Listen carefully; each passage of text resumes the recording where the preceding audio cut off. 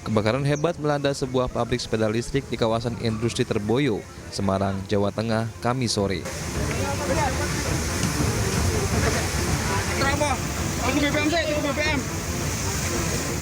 Puluhan petugas pemadam kebakaran kota Semarang yang berada di lokasi berusaha memadamkan api. Namun kencangnya hembusan angin serta banyaknya material mudah terbakar dalam pabrik membuat api dengan cepat membesar dan meluas. Diketahui, api muncul pertama kali dari bagian belakang pabrik saat para karyawan sudah pulang. Meski demikian, penyebab pasti kebakaran masih dalam penyelidikan pihak kepolisian. Dan juga setempat dan juga tempat perakitan sepeda listrik maupun motor listrik. Di situ juga terdapat aki-aki untuk kendaraan baterai listrik untuk sepeda listrik maupun motor listrik.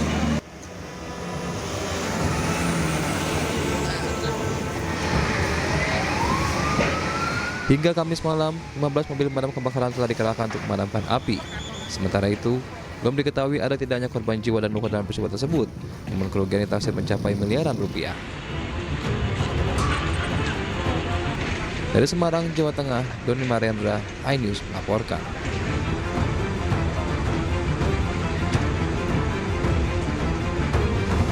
Kecelakaan beruntun terjadi di Jalan Lintas Jambi, Muara Bulian. Kecelakaan tersebut melibatkan 3 unit mobil. Akibatnya satu mobil yang membawa bawang berhamburan di jalan lintas. Mobil itu kecelakaan, sumur orang.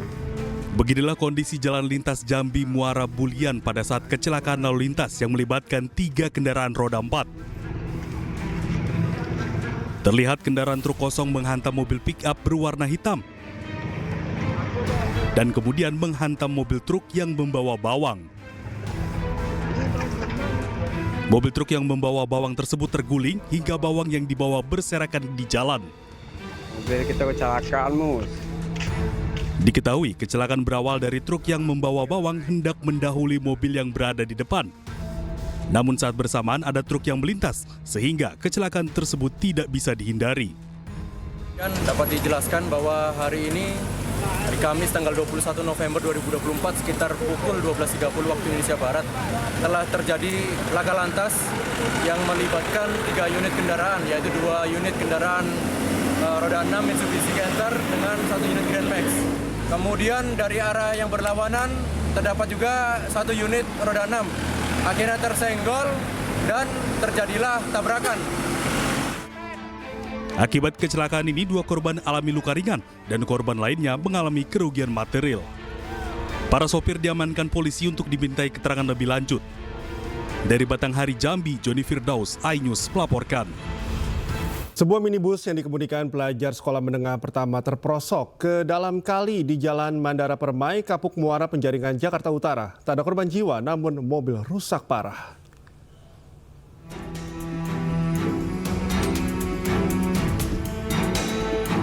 Kamera CCTV merekam insiden kecelakaan tunggal sebuah mobil minibus berwarna putih yang melaju kencang dari arah Kapuk Muara menuju Pantai Indah Kapuk, Penjaringan, Jakarta Utara.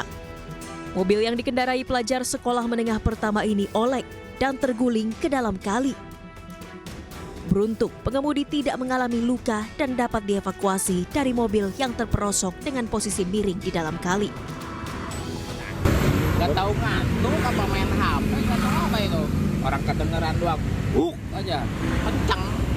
Tapi jalanan lagi sepi, Bang? Ya, pas lagi sepi.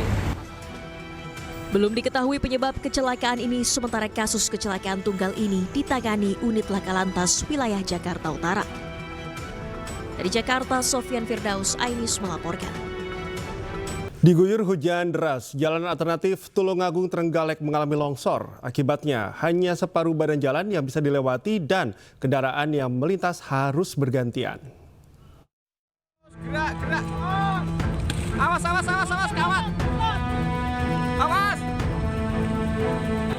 Setelah diguyur hujan deras selama 4 jam, jalan penghubung wilayah Kecamatan Pagerwojo, Tulungagung dengan wilayah Kecamatan Bendungan, Trenggalek, Jawa Timur kembali longsor Rabu sore. Tepatnya, titik longsor terjadi di ruas jalan masuk wilayah Desa Samar.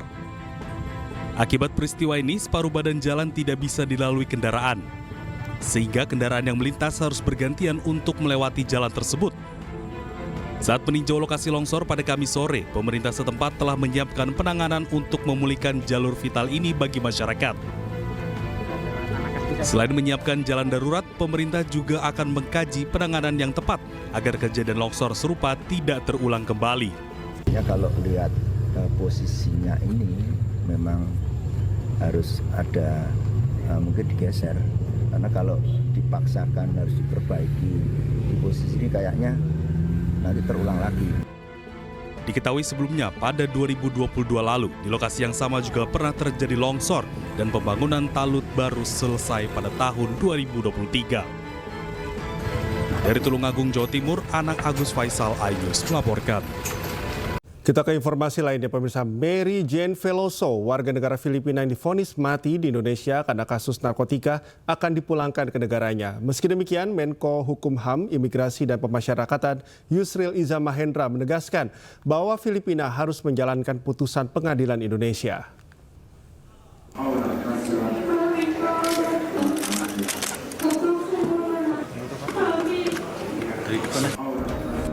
Nama Mary Jane Veloso kembali jadi perbincangan usai dikabarkan akan dipulangkan ke Filipina setelah divonis mati dan menjalani hukuman di Indonesia sejak 2010.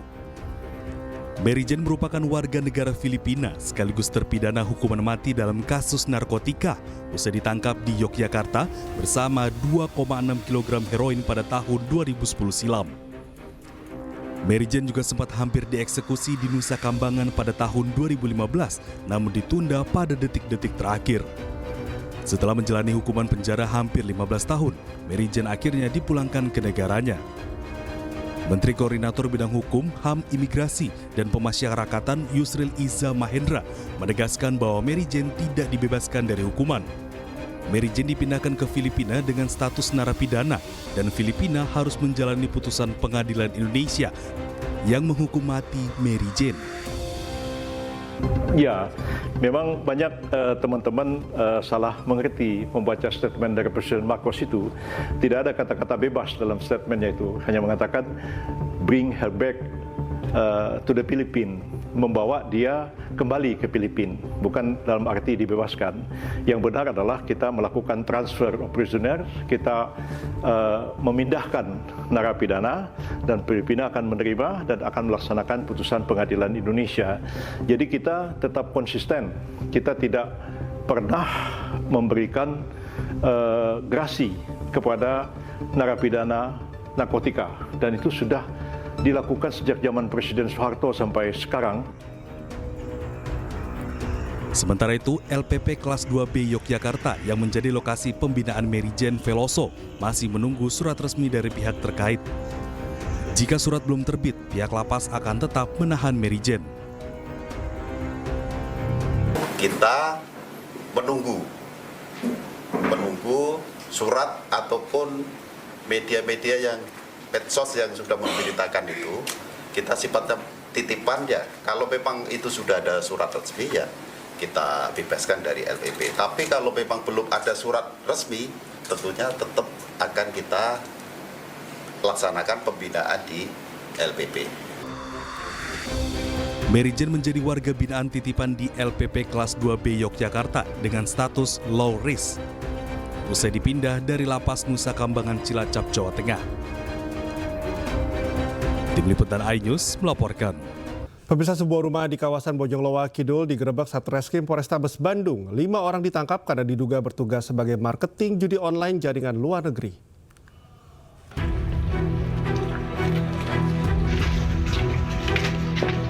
Satreskrim Polrestabes Bandung menggerebek sebuah rumah di komplek perumahan Muara Bojongloa Kidul, Bandung, Jawa Barat yang dijadikan tempat marketing situs judi online.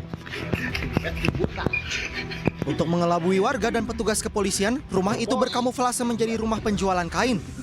Dari penggerebekan ini 5 orang ditangkap. Sementara itu menurut salah satu tersangka berinisial FG, diketahui pegawai dari admin telemarketing ini mulanya berjumlah 17 orang. Namun banyak yang mengundurkan diri. Dan kemarin telah dilaksanakan penggerebekan oleh jajaran Satreskrim Polrestabes Bandung dan telah diamankan kurang lebih 5 orang yang berada di tempat ini, satu orang FG sebagai supervisor, dan 4 orang ini adalah sebagai telemarketing. Bisnis judi online bersitus Mabuk Judi dan GG Cuan telah berjalan sekitar 2 tahun dengan omset setiap bulannya mencapai 500 juta rupiah. Sedangkan untuk deposit di situs judi ini minimal Rp50.000. Omset bulan 300 sampai 500. Itu sebelum rame-rame diungkap atau setiap itu standar segitu? Kalau lagi sepi 300 Pak, kalau lagi rame bisa 500. Ini kelima tersangka telah diamankan di Mapolrestabes Bandung. Dari Bandung, Jawa Barat, Jupita Milana, iNews melaporkan. Ayo, karena pihak kepolisian adalah suara kita, pihak kepolisian adalah saudara kita.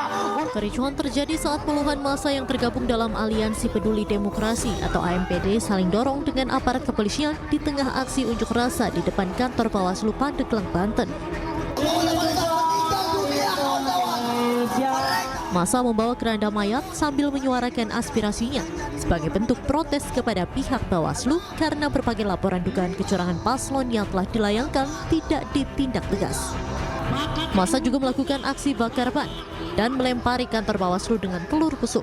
Peserta aksi kemudian menyegel kantor Bawaslu dengan melakban pintu masuk kantor. Massa mengecam Bawaslu Pandeglang yang dianggap tidak serius dalam menangani laporan masyarakat tentang dugaan kecurangan di Pilkada Serentak 2024. Menuntut untuk Bawaslu Kabupaten Pandeglang untuk kemudian mengoreksi kembali terkait laporan yang itu tidak ditindaklanjuti oleh Bawaslu, dalam hal ini adalah Hukumdu. Massa berharap aksi unjuk rasa ini akan ditanggapi oleh pihak Bawaslu. Mereka berharap Bawaslu bersikap adil dalam mengawal pesta demokrasi Pilkada Serentak. Dari Pandeglang, Banten, Iskandar Nasution, iNews melaporkan. Dukungan terhadap calon atau cagup Jakarta nomor urut 1 Ridwan Kamil terus berdatangan, termasuk dari Presiden ke-7 Republik Indonesia Joko Widodo. RK berharap dukungan tersebut mampu mendongkrak elektabilitasnya.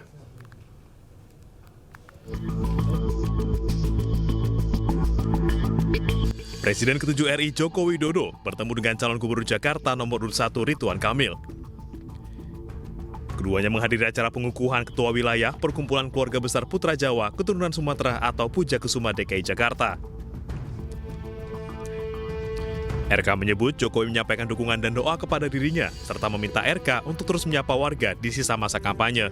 Ya, beliau Pak Ridwan Kamil, semua udah tahu. Ada Pujakusuma mungkin Pak, Bapak mungkin mengenalkan Pak RK Pak, Pujakusuma Pak. Sudah saya bisikin. Oke, siapa? Ya, semua dukungan pasti berdampak, apalagi yang mendukung adalah tokoh-tokoh kan.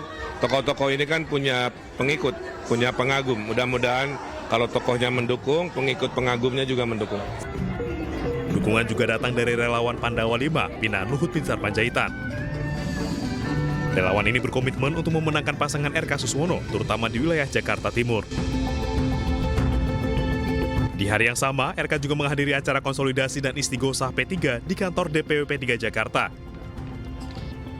Dalam konsolidasi ini, RK mengajak P3 bangkit usai pemilu 2024 dan bergerak memenangkan pasangan RK Suswono di Pilkada Jakarta. RK juga berjanji akan membantu P3 meraih kembali kejayaan mereka di Jakarta jika terpilih menjadi gubernur. Dari Jakarta, Tim Liputan iNews melaporkan. Calon Gubernur Jakarta nomor urut 2 Dharma Pongrekun menyapa warga di sisa waktu masa kampanye Pilkada 2024. Dharma juga sempat menyindir paslon lain yang meminta dukungan dari sejumlah tokoh di akhir-akhir masa kampanye.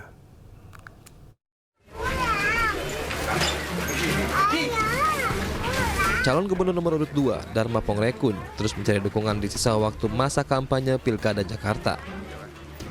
Dharma menyambangi satu persatu warga di Kelurahan Cipinang Muara, Jatinegara, Jakarta Timur, Rabu siang. Dharma menyampaikan visi dan misinya langsung ke warga dengan harapan warga Jakarta bisa menentukan pilihan tanpa rasa takut dan iming-iming dari sejumlah pihak. Dharma juga menyebut bahwa dirinya merupakan calon independen yang tak butuh dukungan dari penguasa. Ya, kami di sisa waktu 7 hari ini memanfaatkan komunikasi secara batin dengan warga dan meminta kepada warga untuk jangan sia-siakan kesempatan 7 hari ini. Karena kalau salah dalam menentukan keputusan, maka menyesal kemudian tidak ada gunanya. Keputusan warga ini adalah keputusan yang terbaik berdasarkan hati nurani, bukan karena ini, bukan karena ditekan-tekan atau ditakut-takuti. Jangan takut, ada Tuhan. Jangan takut dengan siapapun juga. Sebelumnya di akhir masa kampanye Pilkada Jakarta, masing-masing calon terus mencari dukungan dari orang berpengaruh di tanah air. Bahkan Presiden ke-7 RI Joko Widodo turun langsung untuk mengkampanyekan salah satu paslon. Dari Jakarta, Rio Manik, iNews melaporkan. Pemirsa, ex-Gubernur Jakarta periode 2017-2022 Anies Baswedan hadir dalam acara apel siaga kawal TPS dan rapat akbar warga kota di lapangan Blok S Kebayoran Baru, Jakarta Selatan.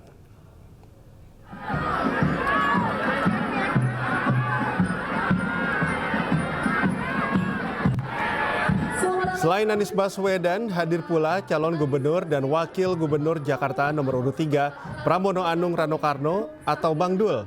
Anies hadir dengan mengenakan baret oranye dengan logo warga kota. Tak hanya bertiga, hadir pula Ketua Dewan Pengarah Warga Kota Sahrin Hamid, juru bicara Pramono Rano, Ciko Hakim, dan tokoh lainnya. Hadir pula belasan ribu relawan warga kota untuk mengawal suara Pramono Rano di TPS.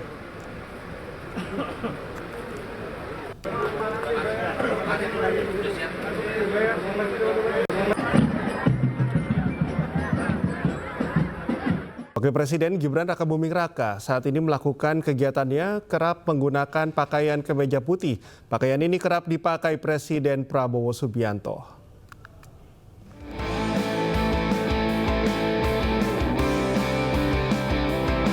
Dalam sejumlah kegiatannya, Wakil Presiden Gibran Rakabuming Raka mulai nampak mengenakan pakaian safari putih yang sebenarnya sering kita lihat digunakan oleh Presiden Prabowo Subianto. Lihatlah seperti dalam kegiatan Wakil Presiden saat melakukan uji coba makan bergizi gratis di SDN 15 dan SLBN 5 Slipi, Jakarta. Dengan setelan pakaian kemeja safari putih dan celana hitam, Wakil Presiden Gibran Rakabuming Raka menyapa warga dan para siswa, menanyakan mengenai menu makanan yang disajikan dalam program Makan Bergizi Gratis. Memang sebelumnya Presiden Prabowo Subianto bersama jajaran menterinya kerap tampil kompak dengan setelan pakaian kemeja safari. Tim Liputan iNews melaporkan. Sementara itu, Presiden Republik Indonesia Prabowo Subianto tiba di Inggris kedatangan Presiden Prabowo untuk penuhi undangan Raja Charles III.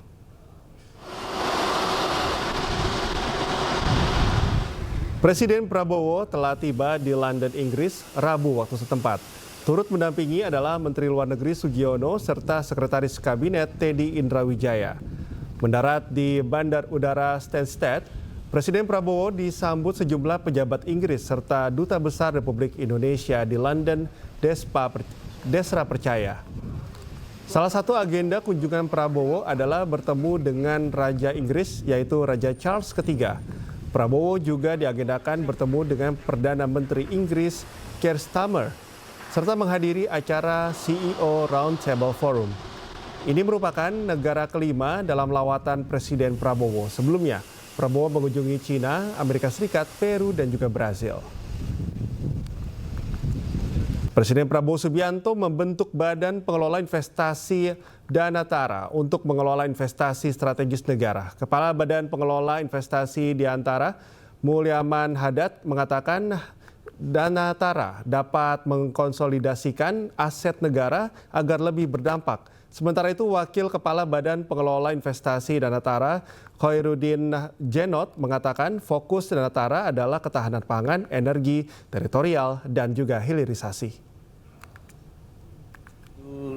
Daya Anagata Nusantara. Ya, namanya yang bagus ya Pak, terdiri dari 3 kata itu. Danatara. Daya artinya kekuatan, Anagata masa depan, dan Nusantara. Jadi kekuatan masa depan untuk menjawab berbagai macam tantangan yang Anagata bahasa Sanskerta. Sanskerta, ya. Jadi Pak Presiden punya visi yang saya kira baik sekali, terutama terkait bagaimana kita sebagai satu bangsa bisa menjawab berbagai macam tantangan yang akan kita hadapi ke depannya nanti. Karena banyak sekali isu-isu global yang saat ini terjadi yang mau tidak mau harus perlu kita address. Ya, geopolitik, ya, pertumbuhan yang tidak terlalu tinggi, kemudian berbagai macam konflik dan lain sebagainya, termasuk krisis pangan, krisis energi dan lain sebagainya yang tentu saja kita harus antisipasi ke depan. Oleh karena itu diharapkan Danantara bisa mengkonsolidate aset-aset negara yang selama ini ada untuk bisa menjadi lebih berdampak pada perekonomian. Pendekatannya nanti sumber investasi non APBN, ya, benar demikian? Boleh dijelaskan, Pak? Ekonomi ini bergerak dengan dua mesin. Mesin APBN yang setiap tahun ada belanja, ada investasi, ada mesin non APBN. Nah, mesin non APBN ini yang akan dilakukan oleh Danantara.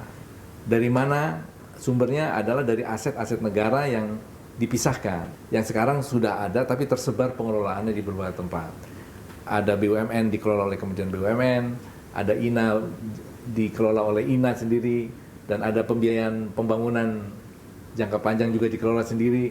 Nah, ini tersebar sehingga kemudian kita berharap kalau ini dikonsolidasikan, ini akan lebih powerful untuk meng-create impact yang lebih panjang dan lebih dalam buat kemajuan, terutama untuk mengadres isu-isu mendorong pertumbuhan ekonomi. Karena kita tahu kalau kita hanya tumbuh 5% saja kan kurang.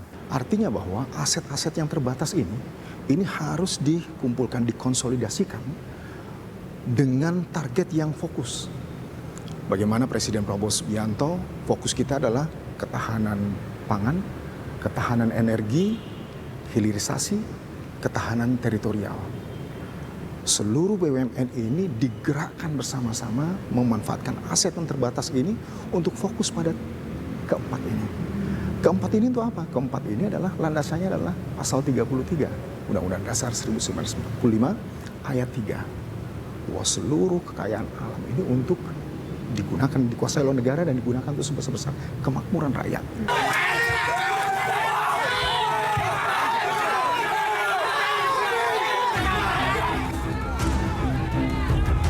Masa dari Desa Buwun, Mas Sekotong, Lombok Barat, Nusa Tenggara Barat memaksa masuk ke halaman kantor Badan Pertanahan Nasional atau BPN Lombok Barat Kamis siang. Mereka memaksa masuk lantaran aksinya tidak ditanggapi.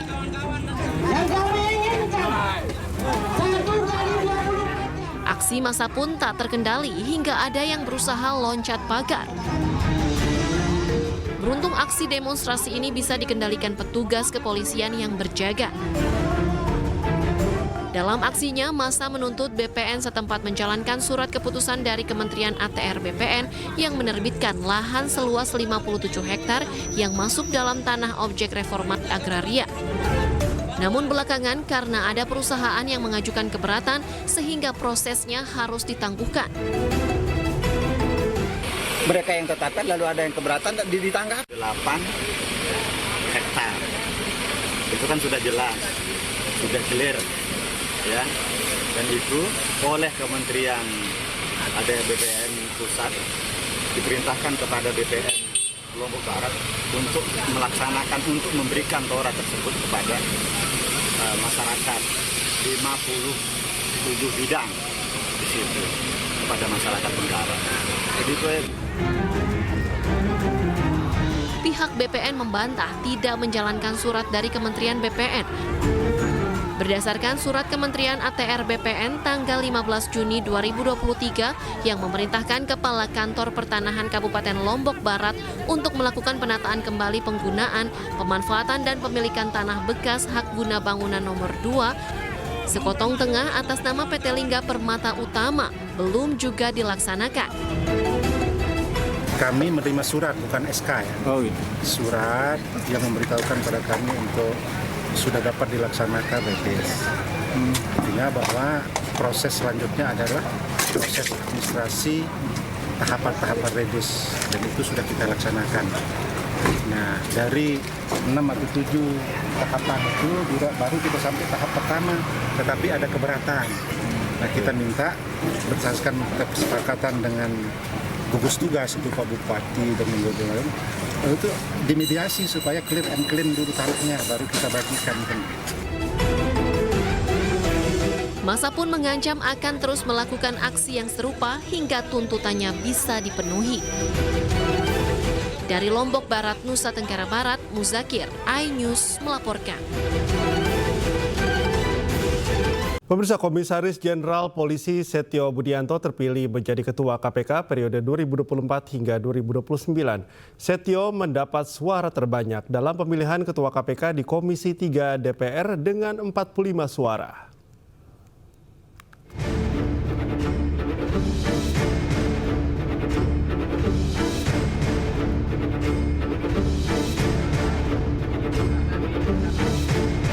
Komjen Pol Setio Budianto terpilih sebagai Ketua KPK periode 2024-2029. Komjen Setio Budianto terpilih menjadi Ketua KPK melalui mekanisme voting atau pemungutan suara dalam rapat pleno yang digelar di Komisi 3 DPR Kamis siang. Setio Budianto mendapat suara terbanyak, yakni 45 suara, dan menyisihkan 9 calon ketua KPK lainnya. Komjen Pol Setio Budianto saat ini menjabat sebagai Inspektur Jenderal Kementerian Pertanian RI. Pria berusia 57 tahun ini telah lama berkarir di kepolisian tanah air. Ia juga merupakan mantan Kapolda Sulawesi Utara. Setio Budianto sendiri bukan orang baru di lingkungan Komisi Pemberantasan Korupsi. Dirinya pernah menjabat sebagai Direktur Penyidikan KPK.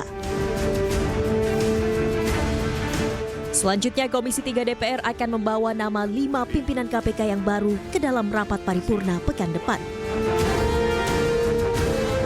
Tim Liputan iNews melaporkan. Selain Setio Budianto sebagai ketua, ada 4 nama lain yang masuk dalam jajaran 5 pimpinan KPK periode 2024-2029. Dan berikut nama-nama wakil ketua KPK yang baru saja terpilih. Yang pertama, Johanis Tanak. Sebelum menjadi wakil ketua KPK, ia pernah menjabat sebagai wakil kepala Kejaksaan Tinggi Riau pada tahun 2014. Kemudian pada tahun 2016, Johanis juga pernah mengemban posisi Kepala Kejaksaan Tinggi Sulawesi Tengah serta sempat menjabat sebagai Kepala Kejaksaan Tinggi Jambi.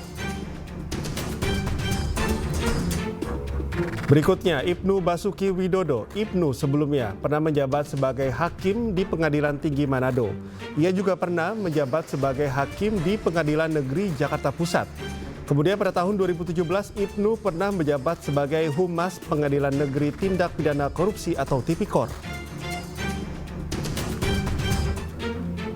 Selanjutnya, Agus Joko Pramono. Agus pernah menjadi anggota Badan Pemeriksa Keuangan Republik Indonesia atau BPK periode 2018-2023. Agus mengemban pendidikannya di Sekolah Tinggi Akuntansi Negara, dilanjutkan dengan pendidikan Magister Akuntansi di Universitas Gadjah Mada, serta doktoral ilmu pemerintahan di Universitas Pajajaran. Terakhir, Fitro Rocayanto. Sebelum terpilih menjadi Wakil Ketua KPK, Fitro menjabat sebagai Jaksa Fungsional Jampitsus Kejaksaan Agung RI. Fitro juga pernah menjabat sebagai Direktur Penuntutan Komisi Pemberantasan Korupsi pada 2019, lalu mundur pada tahun 2023.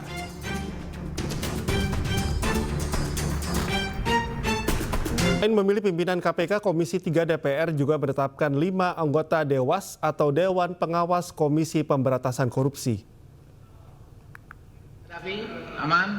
5 anggota Dewan Pengawas KPK yang terpilih antara lain Beni Joshua Mamoto, Siska Mirawati, Gus Rizal Sumpeno, dan Wisnu Baroto. Beni Mamoto mendapat perolehan suara tertinggi yakni 46 suara, Siska Mirawati mendapat 46 suara, Wisnu Baroto mendapat 43 suara, serta Gus Rizal dan Sumpeno masing-masing mendapat 40 suara. Posisi Dewas KPK memiliki peran strategis dalam mengawasi pelaksanaan tugas komisioner KPK, termasuk memutuskan pelaksanaan penyadapan hingga evaluasi kerja lembaga tersebut. Selanjutnya, Komisi 3 DPR akan membawa nama 5 pimpinan KPK dan 5 pimpinan Dewan Pengawas KPK yang baru ini ke dalam rapat paripurna pekan depan. Sementara itu, Ketua Komisi 3 DPR RI enggan menanggapi soal komposisi pimpinan KPK terpilih yang didominasi oleh sosok berlatar belakang aparat penegak hukum. Menurutnya, nama-nama yang terpilih merupakan pilihan setiap anggota DPR Komisi 3 tanpa adanya intervensi. Ya, saya pikir itu kembali ke masing-masing anggota. Ya, kami nggak bisa mengarahkan anggota memilih siapa menjadi anggota KPK. Kami juga tidak bisa juga mengarahkan anggota Komisi 3 memilih siapa menjadi ketua KPK. Ya, nanti mungkin ditanyakan masing-masing pilihannya apa dan alasannya apa. Nah, itu juga bingung juga. Anda kan gini, teman-teman kan lihat prosesnya ya. Sejak awal sangat terbuka, benar nggak?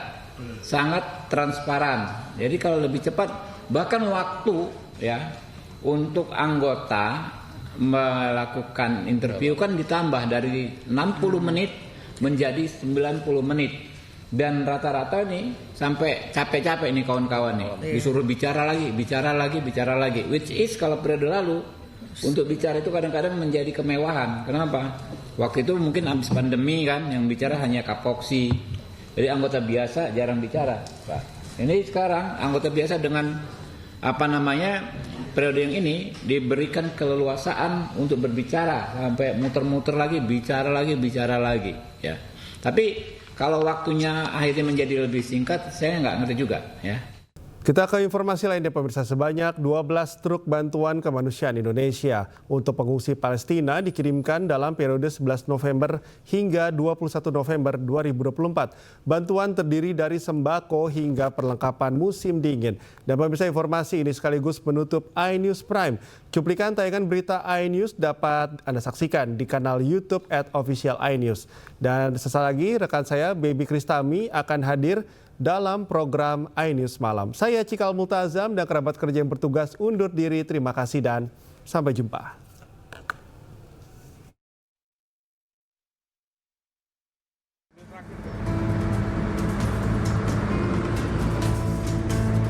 Sebanyak 12 truk bantuan kemanusiaan Indonesia dikirimkan ke Khan Younis, Gaza Utara sejak 11 November hingga 21 November 2024.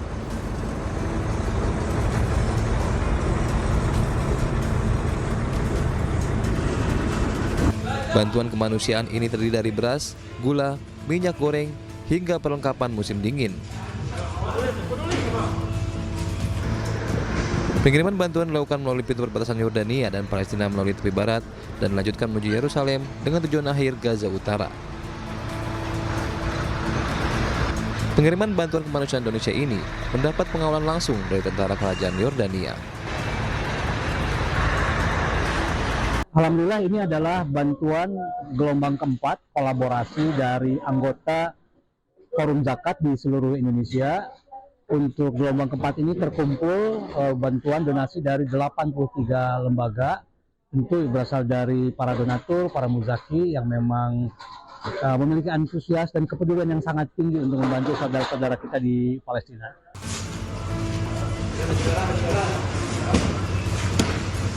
Selain bantuan bahan pangan dan pakaian, para pengungsi Palestina juga masih membutuhkan obat-obatan. Hal ini dikarenakan banyaknya pengungsi yang sakit, sementara rumah sakit di Palestina hancur akibat serangan Zionis Israel. Tim Liputan iNews melaporkan.